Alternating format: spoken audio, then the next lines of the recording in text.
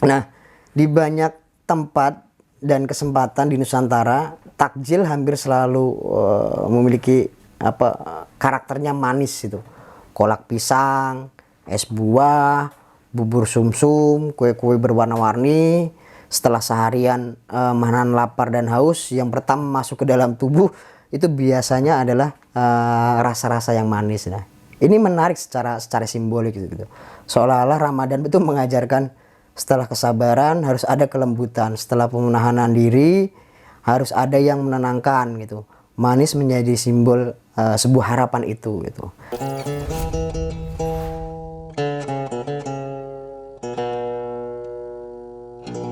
Assalamualaikum warahmatullahi wabarakatuh. Berjumpa lagi dengan Eko Yudi di channel Tahu Cinta. Kali ini kita akan sedikit mengangkat tema yang lebih agak sedikit puitik ya, rasa yang mengingatkan, filosofi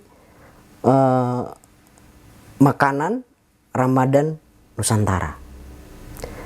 Coba kita ingat satu hal yang sederhana itu. Apa hal yang paling kita ingat dari bulan Ramadan?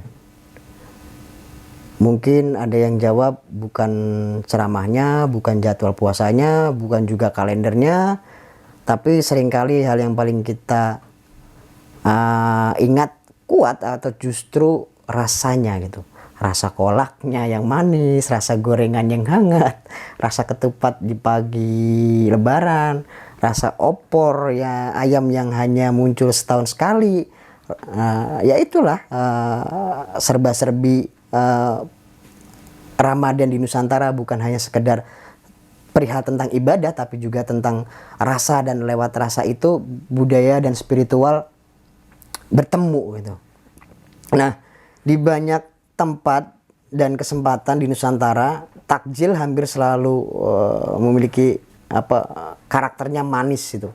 Kolak pisang, es buah, bubur sumsum, kue-kue berwarna-warni.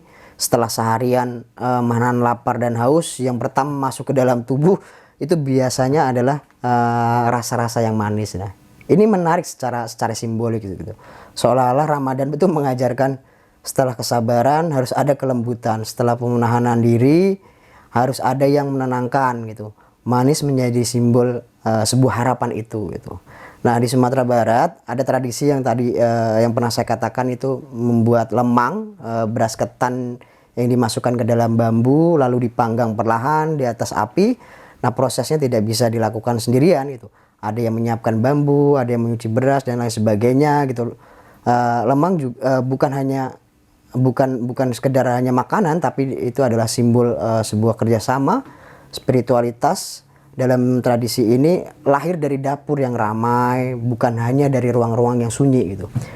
Nah, juga di Aceh sebelumnya juga saya juga pernah mengatakan menjelang Ramadan ada satu tradisi yaitu mugang, yang banyak orang memasak daging dan makan bersama keluarga yang mampu berbagi dengan yang kurang mampu. Daging di sini bukan hanya sekedar daging gitu, tapi ia adalah tidak hanya sekedar buka makanan mewah gitu, tapi simbol kegembiraan, kebersamaan kolektif itu.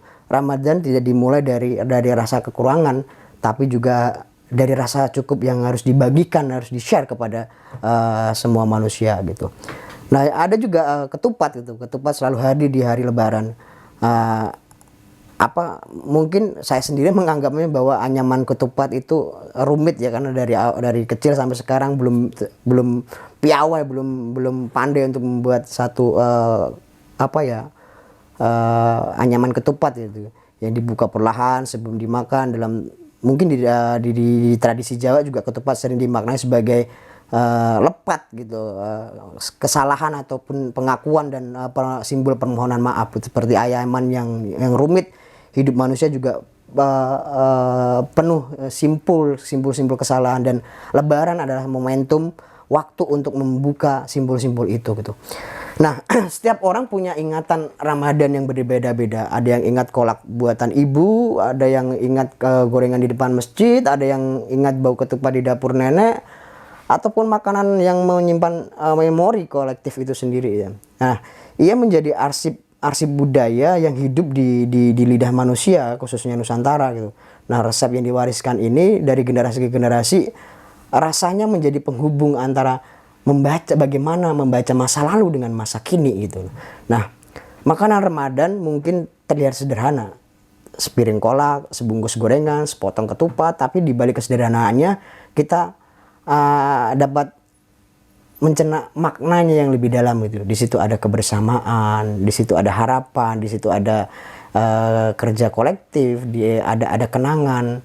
Dan Ramadan di Nusantara bukan hanya soal persoalan menahan lapar, tapi juga karena kadang cara paling mudah untuk memahami spiritualitas itu bukan lewat kata-kata, melainkan justru lewat satu suapan makanan yang mungkin dibuat dengan cinta.